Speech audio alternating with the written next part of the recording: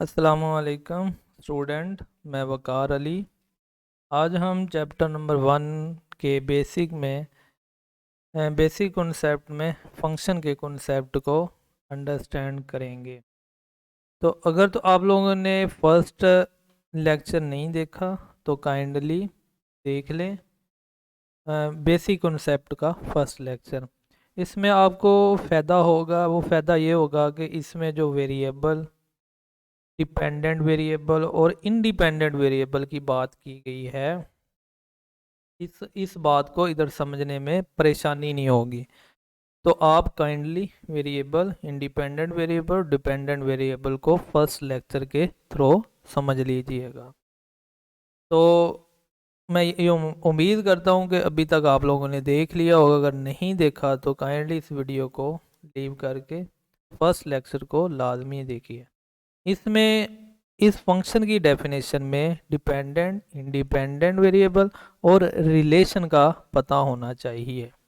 अगर आप लोगों को इन बातों का पता होगा तो फंक्शन की डेफिनेशन, फंक्शन को समझने में आप लोगों को कोई भी प्रॉब्लम नहीं होगी।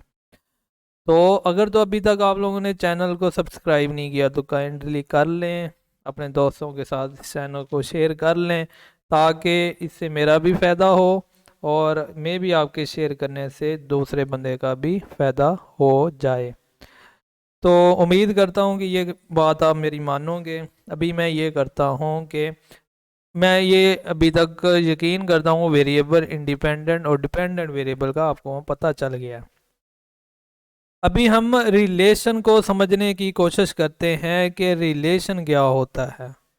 जब हमें रिलेशन का पता चल जाएगा तो फिर हमें फंक्शन को समझने में कोई भी परेशानी नहीं होगी। आप लोगों को पता चल रहा है रिलेशन का मतलब क्या होता है? ताल्लुक।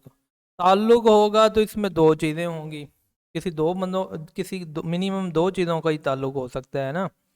इधर एक एक्स है और एक वाई है, एक एक्स है और एक वाई है। एक्स में मैं कहता हूँ कि 1 2 3 4 5 है, और मैं कहता हूँ वाई में है A B C T E F. आगे भी लिखना चाहो तो लिख लो, बट फिलहाल एग्जाम्पल के लिए मैंने ये लिख दिया। एक्स में ये है, वाई में ये है। तो मैं ये क्या करता हूँ, मैं रिलेशन बनाता हूँ, ताल्लुक बनाता हूँ। 1 का ताल्लुक मैं बी से बना देता हूँ, 1 का ताल्लुक मैं एफ से बना देता हूँ। फिर मैं क्या करता हूँ, 2 का रिलेशन मैं कहता हूँ वाई में कोई नहीं है। फिर मैं क्या कहता हूँ, 3 का रिलेशन सी में बना देता हूँ, और 4 का रिलेशन मैं ए के साथ बना लेता हूँ, और 5 का डी के साथ रिलेशन बना देता हूँ। तो ये दो सेट का सेट कह सकते हैं। अगर मैथ में रह के बात करनी है सेट में कह सकते हैं। अगर आप लोगों को सेट के कॉन्सेप्ट का आइडिया नहीं है तो मैं डिस्क्रिप्शन में लिंक डाल दूंगा, काइंडली उस वीडियो को देख लीजिएगा, आपको कॉन्सेप्ट एक्यूरेट हो जाएगा। और ये मैथमेटिक्स में अगर सेट के कॉन्सेप्ट का नहीं पता तो नेक्स्ट हमने जो डोमेन और रेंज की बात करनी है तब आप लोगों को प्रॉब्लम होगी। तो आप लोग उस वीडियो को लाजमी देखिएगा। तो ये सेट कह सकते हैं, या आप वैसे समझना चाह रहे हैं, आप कह लो कि ये एक सिटी के लोग हैं, ये दूसरी सिटी के लोग हैं ना। तो इनका सिटी के लोग हैं, इनको नाम ये दिए हुए हैं, इनका ताल्लुक ये है इसके साथ है और इसका इसके साथ है, मतलब ताल्लुक जोड़े हुए हैं एक सिटी से दूसरे सिटी में। या मैथ में बात करें, एक सेट से दूसरे सेट में ताल्लुक है। तो अगर इस ताल्लुक के ऊपर दो रिस्ट्रिक्शन लगा दी जाए, कितनी रिस्ट्रिक्शन? दो रिस्ट्रिक्शन लगा दी जाए, उसको हम क्या कह देंगे? ये फंक्शन है। किधर से फंक्शन आया? रिलेशन से आया। रिलेशन क्या होता है? एक सेट का दूसरे सेट के साथ ताल्लुक होता है, उसको हम क्या कहते हैं? ये क्या है? रिलेशन है। तो अभी हम अगर इसके ऊपर दो रिस्ट्रिक्शन लगा दें, छोटी छोटी रिस्ट्रिक्शन है, कोई इतनी खास नहीं है, अगर आप समझ जाएं तो इतनी मुश्किल नहीं है, तो उसको हम क्या कह देंगे? ये रिलेशन फंक्शन है। फर्स्ट जो रिस्ट्रिक्शन है, फर्स्ट रिस्ट्रिक्शन है कि जो एक्स के एलिमेंट है वो सारे यूज हुए होने चाहिए, एक्स के एलिमेंट सारे यूज हों। यूज से मुराद के हर एक का ताल्लुक होना चाहिए दूसरे सेट में विद वाई। ओके, एक्स के तमाम एलिमेंट का वाई में, वाई के साथ किसी ना किसी एलिमेंट के साथ ताल्लुक होना चाहिए, रिलेशन होना चाहिए, जिस तरह के इधर टू का नहीं है तो इस तरह नहीं होना चाहिए अगर फंक्शन हुआ तो। दूसरी बात ये है कि दूसरी प्रॉपर्टी ये है कि एक्स के ये जो कैपिटल एक्स है इसके हर एलिमेंट का, एवरी एलिमेंट का ओनली वन रिलेशन ताल्लुक होना चाहिए वाई के साथ। किसके साथ? वाई के साथ। इस तरह के, ये देखो एक्स का एक एलिमेंट है, इसका बी के साथ ताल्लुक है और एफ के साथ भी ताल्लुक है। वो कह रहा है कि इस तरह नहीं होना चाहिए, इस तरह नहीं होना चाहिए। अगर ये प्रॉपर्टीज दोनों कोई रिलेशन फुलफिल कर ले, फर्स्ट प्रॉपर्टी एक्स के तमाम एलिमेंट का इमेज हो वाई में, इमेज मैंने वर्ड यूज कर दिया, मैं इधर लिख देता हूँ इमेज क्या होता है। ये जो वाई की वैल्यू होती है इसे इमेज कहते हैं, और जो एक्स की वैल्यू होती है इनको प्री इमेज कहते हैं। क्या कहते हैं? प्री इमेज कहते हैं। तो क्योंकि मेरे मुंह से वर्ड निकल गया ताकि आप परेशान ना हो उसको ना समझने में या सोचे ना, तो इसलिए मैंने बता दिया। तो इसको इमेज कहते हैं और एक्स वाले को प्री इमेज कहते हैं। तो एक्स के तमाम एलिमेंट का ताल्लुक होना चाहिए वाई के साथ, पहली कंडीशन ये है। दूसरी कंडीशन है कि एक्स के हर एलिमेंट का ओनली वन ताल्लुक होना चाहिए, ओनली वन इमेज होना चाहिए वाई में। तो हम इस तरह के रिलेशन को फंक्शन कह देंगे। तो रिलेशन का ताल्लुक पता चल गया और आपको ये भी पता चल गया जो रिलेशन के ऊपर रिस्ट्रिक्शन है वो क्या है। अभी हम डेफिनेशन को पढ़ते हैं। इधर तक तो एक सादा तरीके से डेफिनेशन लिखी हुई है। वो कहता है कि दो वेरिएबल होने चाहिए। दो वेरिएबल कौन से हैं? डिपेंडेंट वेरिएबल और इंडिपेंडेंट। अगर तो वो कहता है कि किसी भी डिपेंडेंट वेरिएबल को आप इंडिपेंडेंट की फॉर्म में लिख लें तो उसको हम फंक्शन कहेंगे। ये तो एक फॉर्मल सी बात है, मतलब इतनी बेहतर डेफिनेशन नहीं है, बट ये जो डेफिनेशन इधर से स्टार्ट होती है इसमें थोड़ा सा अच्छा कॉन्सेप्ट है जो मैंने ये दिया, each value of x. Each value of x, each value x से मुराद है कि ये तमाम एलिमेंट का ताल्लुक होना चाहिए वाई के साथ। इसका मतलब ये है, और ये जो उसने लिखा हुआ है exactly one value of y, मसलन इसके तमाम एक्स के तमाम एलिमेंट का वाई में यूनिक या वन ही वैल्यू होनी चाहिए। तो जो मैंने सेकंड बात बताई थी आप लोगों को कि इसके एक्स के हर एलिमेंट का वन इमेज होना चाहिए वाई में, या एक ही ताल्लुक होना चाहिए वाई में, रिपीट नहीं होना चाहिए। तो ये देखो ये दोनों बातें इस डेफिनेशन में थी। इस दोनों बातों को यूटिलाइज करके ये डेफिनेशन बना दी गई है। तो मैं ये उम्मीद करता हूँ कि आप लोगों को इस फंक्शन के कॉन्सेप्ट की समझ आई होगी। फंक्शन क्या होता है? रिलेशन होता है। इस तरह का रिलेशन होता है जिसमें जो ये वाला सेट होता है पहला, इसमें तमाम एलिमेंट का इधर कोई ना कोई इमेज होता है, ताल्लुक होता है, और ऐसा होता है कि इधर जितने भी एलिमेंट है उनका इधर एक के साथ ही ताल्लुक होता है, इनका इनके साथ एक ही ताल्लुक है। तो अभी तक आप लोगों ने देखा कि जो रिस्ट्रिक्शन थी रिलेशन को फंक्शन तक ले जाने में वो किस में है? सिर्फ एक्स में है ना, एक्स की है ना। एक्स का इधर दो नहीं होने चाहिए इमेज, एक ही होना चाहिए, और एक्स के तमाम एलिमेंट यूज करने चाहिए। वाई के ऊपर कोई रिस्ट्रिक्शन नहीं है अभी तक। वाई के ऊपर कोई है रिस्ट्रिक्शन कि इधर दो के साथ, इधर से दो के साथ आए, या इधर कोई खाली रह जाए, या कोई इधर कोई ऐसा एलिमेंट है इधर कोई ताल्लुक ना हो, इस तरह की कोई बात नहीं है। इधर कुछ भी हो सकता है, बट आप लोगों ने ख्याल करना है कि इधर वो ना हो। लेट्स सपोज मैं ये कहता हूं कि ये जो x है 1 है, 1 का इसके साथ f के साथ कोई ताल्लुक नहीं है। मैं ये क्रॉस कर देता हूँ इस ताल्लुक को, मैं फंक्शन की शेप देना चाह रहा हूँ। मैं क्या करता हूँ, 2 का a के साथ ताल्लुक बना देता हूँ। किसका? a के साथ। तो अभी देखो ये 1 है, 1 का कोई 1 के 2 इमेज हैं, 1 सिर्फ b के साथ ही अटैच है। ओके, ये देखो 2 सिर्फ a के साथ अटैच है और किसी के साथ अटैच नहीं है। ओके, 3 किसी के साथ, एक के साथ ही अटैच है। 4 ए के साथ है, एक के साथ ही अटैच है, 2 के साथ अटैच नहीं है। आपने इधर नहीं देखना कि ये ए कितने के साथ अटैच है, इधर की कोई बात नहीं है, इधर की सिर्फ इसको आपने ध्यान में रखना है। 5 किसके साथ है? डी के साथ है। और ई और एफ किसी के साथ अटैच नहीं है, हमें इससे कोई कंसर्न नहीं है। इधर हमने दोनों चीजें देख ली, एक्स के तमाम एलिमेंट यूज हो रहे हैं। ओके, जो x के तमाम एलिमेंट है उन सब का y में कोई ना कोई इमेज है, कोई ना कोई ताल्लुक है। तो हम इस रिलेशन को अभी क्या कह देंगे? फंक्शन कह देंगे। फंक्शन की नोटेशन ये है, मैथमेटिकली हम ये नोटेशन यूज करते होते हैं, ये फंक्शन। तो उम्मीद करता हूँ कि आप लोगों को समझ आई होगी। अगर नहीं समझ आई तो काइंडली वीडियो को रिपीट करें ताकि आप लोगों को कॉन्सेप्ट क्लियर हो पाए। तो मैथमेटिकली कोई भी एक्सप्रेशन लिखा हुआ है x square plus x plus 2, इसको आप इस शेप में नाम दे दें। लेट्स सपोज इसमें ना दें, इससे पहले आप लोगों ने ये शक्ल देखी है कि y इज इक्वल टू ये होता है। तो ये देखो कि जो फर्स्ट डेफिनेशन जो लिखी थी उसमें ये था कि आप डिपेंडेंट वेरिएबल को इंडिपेंडेंट वेरिएबल में लिख दें तो उसको फंक्शन कहते हैं।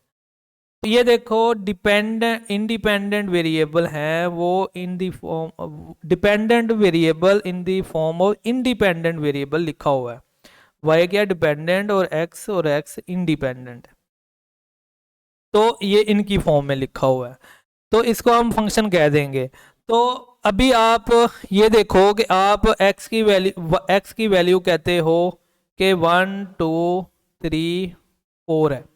तो ये देखो 1 की वैल्यू सारी इधर यूज हो सकती है ना, इधर x की पहले 1 वैल्यू रखो, फिर 2 रखो, फिर 3 रखो, फिर 4 रखो, हर एक का अपना ही आंसर आएगा। ओके, किसी के दो नहीं आ सकते। अगर 1 की जगह पे मैं इधर 1 की जगह x की जगह पे 1 पुट करता हूँ, x की जगह पे 1 पुट करता हूँ और इसे सॉल्व करता हूँ, तो मैं ये देखता हूँ कि क्या आंसर आता है? 4 आता है। क्या दो आंसर आए हैं? नहीं ना आए। इसी तरह 2 रखें, 3 रखें, 4 रखें, एक ही आंसर आएगा।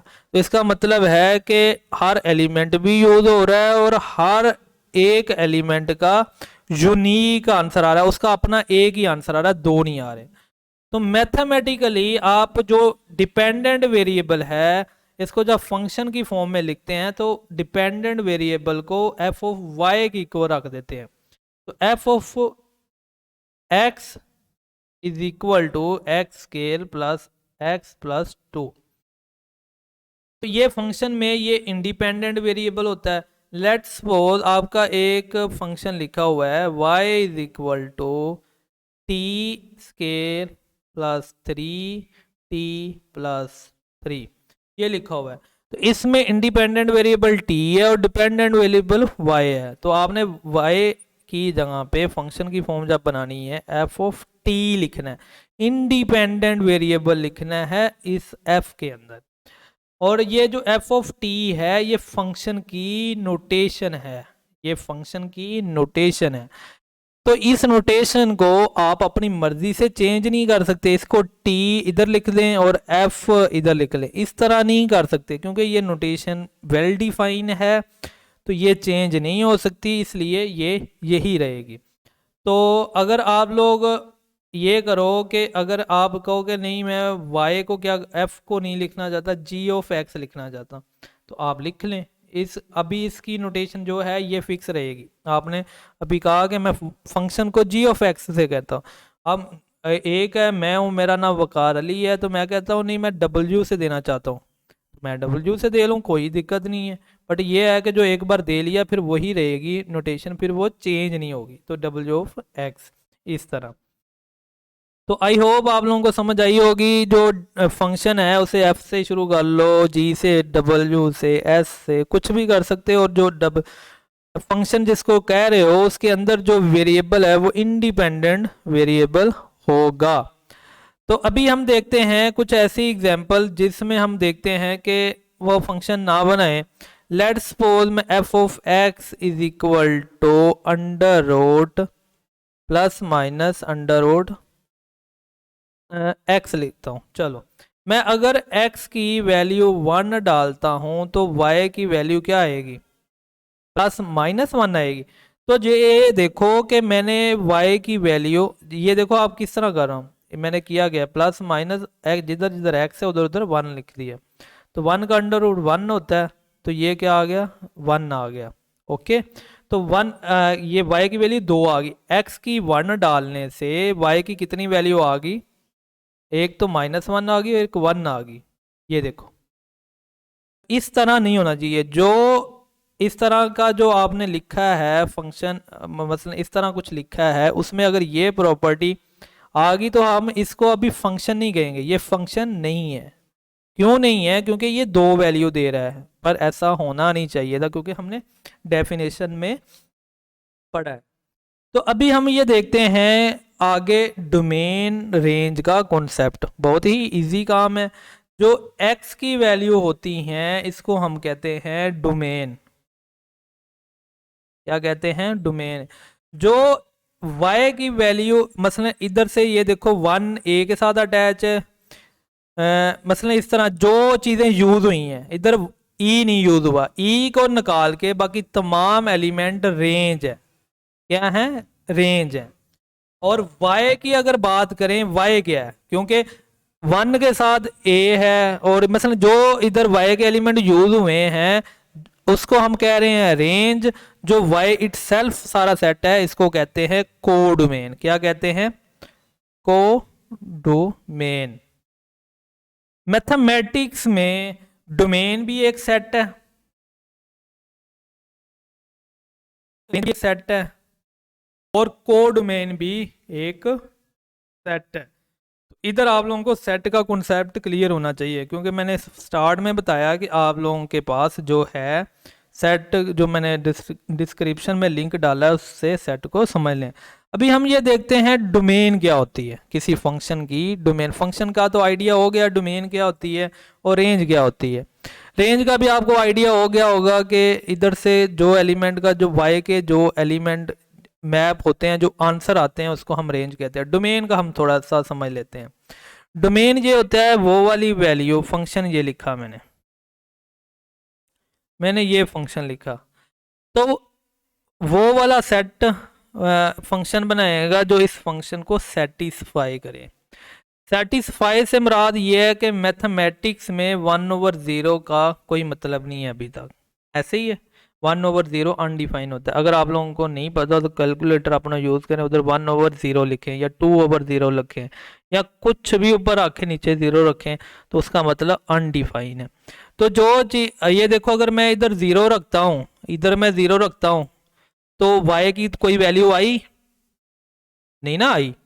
y की वैल्यू है ही नहीं है, वो चीज़ जो हमें पता ही नहीं अभी तक, वो y में कैसे हो सकती है, नहीं ना हो सकती। इसका मतलब है कि 0 एक ऐसा एलिमेंट है जो उधर जाके क्या कर रहा है, कोई वैल्यू नहीं दे रहा। इसका मतलब है कि अगर हम 0 लगाएंगे तो वो तो फंक्शन ही नहीं रहेगा, क्योंकि वो रिलेशन में 0 वैसे ही पड़ा रहेगा, उसका तो इधर आंसर ही नहीं है। लेट्स सपोज मैं इधर रखता हूँ put x is equal to 0, तो f ऑफ 0 मैं करता हूँ, तो ये 1/0 आ गया, ये तो अनडिफाइन आ गया ना, अनडिफाइन,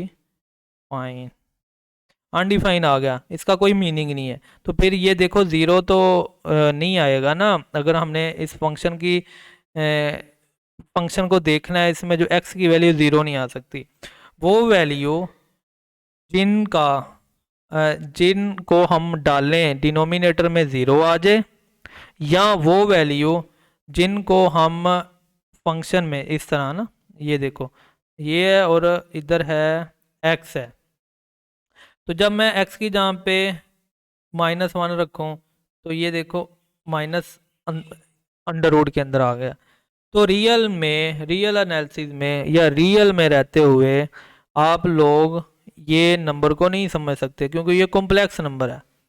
तो अगर तो आप रियल में, क्योंकि आपका बेसिक है, आप लोगों का सेकंड ईयर है, इसलिए आप लोगों ने बस ये याद रखना है कि आपके अंडर रूट में माइनस नहीं आना चाहिए और डिनोमिनेटर में ज़ीरो नहीं आना चाहिए। ऐसे एलिमेंट जो डिनोमिनेटर में ज़ीरो लेके आए और अंडर रूट में माइनस लेके आए वो डोमेन के एलिमेंट नहीं होंगे, वो इनपुट नहीं होगी। जो एक्स सेट हमने रिलेशन में किया, क्यों नहीं होंगे? क्योंकि वो वाई में वो चीज़ें ही नहीं होंगी, उनका आंसर ही नहीं होगा, इसलिए वो डोमेन में नहीं आएंगे।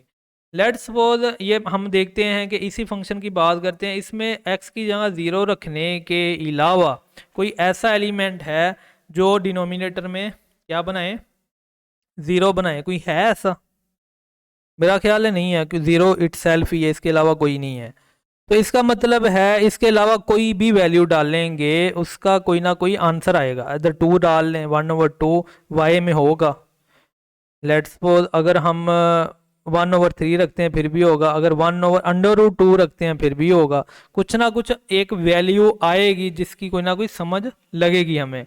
ज़ीरो नहीं आना चाहिए, और अंडर रूट इधर तो है नहीं, इधर अंडर रूट है नहीं। जब अंडर रूट है ही नहीं तो माइनस अंडर रूट के नीचे आ नहीं सकता, इसलिए रियल में से माइनस कर दें ज़ीरो को। सेट की फॉर्म में लिखना है, ज़ीरो को माइनस कर दें और ये तमाम इसकी डोमेन बन जाएगी। क्या बन जाएगी? डोमेन। क्यों डोमेन बनी? हमने सेट में वो एलिमेंट लेने होते हैं जो फंक्शन को सेटिस्फाई करें। वो फंक्शन लेना होता है डोमेन में जो सेट को सेटिस्फाई करे। सेटिस्फाई का मतलब ये है कि डिनोमिनेटर में ज़ीरो नहीं आना चाहिए और अंडर रूट में माइनस नहीं आना चाहिए। सेटिस्फाई का मतलब ये है। अगर मैं इस फंक्शन में एफ ऑफ 1 रखता हूं तो ये 1/1 आता है। 1 इसकी रेंज का एलिमेंट है, रेंज है, और ये जो 1 है ये डोमेन है, डोमेन का एलिमेंट है। इसका एलिमेंट है डोमेन का। इसी तरह मैं अगर 3 रखता हूं तो ये 1/3 आ जाता है। तो ये रेंज है और ये क्या है? डोमेन है। तो आई हो, मैं यकीन करता हूँ कि आप लोगों को समझ आ गई होगी इस बात की। फर्दर क्योंकि ये बेसिक है इसलिए मैं थोड़ा सा ज़्यादा कॉम्पैक्ट फॉर्म में नहीं लेके जाना चाहता, क्योंकि जब हायर लेवल पे आप फंक्शन को डिस्कस करेंगे तो थोड़ी सी डिफरेंट टेक्निक से करेंगे। तो ये तो बेसिक था इसलिए मैंने छोटा सा कॉन्सेप्ट दिया, तो काइंडली इसको अच्छे से सुनिएगा तो आप लोगों को बिल्कुल आइडिया हो जाएगा डोमेन क्या होती है, रेंज क्या होती है और को डोमेन क्या होती है। बस मैं इधर एक दो एग्जांपल दे देता हूँ, आप लोग ऐसे करें कि ये फंक्शन है 1/x(x-1)। चलो ये मैं करवा देता हूँ।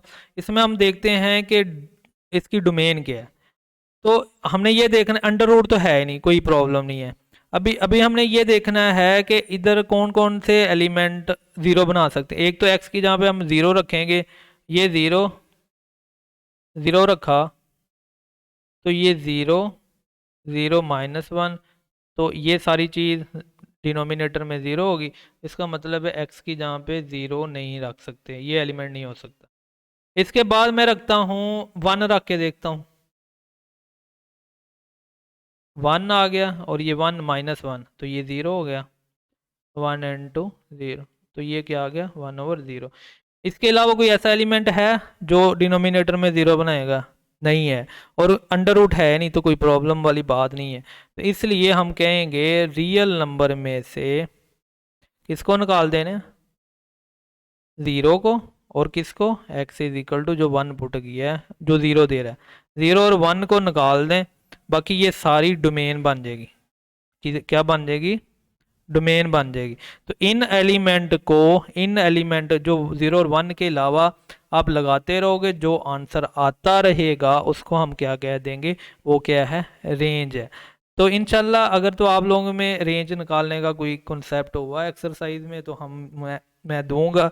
अदरवाइज अगर आप समझना चाहते हैं तो कैलकुलस के जो सब्जेक्ट मैंने स्टार्ट किया हुआ है उसमें मैं बिल्कुल इसका कॉन्सेप्ट दूंगा। रेंज किस तरह निकालते हैं, जिस तरह डोमेन हम अभी निकाल लिए, ये डोमेन है, इसी तरह ही हम रेंज भी निकाल सकते हैं डायरेक्टली। तो आई होप आप लोगों को इस बात की समझ आई होगी, और एक दो एग्जांपल आप खुद लिखें और इसे सॉल्व करें। तो लेक्चर क्योंकि बड़ा हो गया इसलिए मैं इससे ज़्यादा एग्जांपल नहीं दे सकता। आई होप आप लोगों को समझ आ गई होगी। Thank you for watching. Kindly video को लाइक करें, चैनल को सब्सक्राइब करें। Thank you. अल्लाह।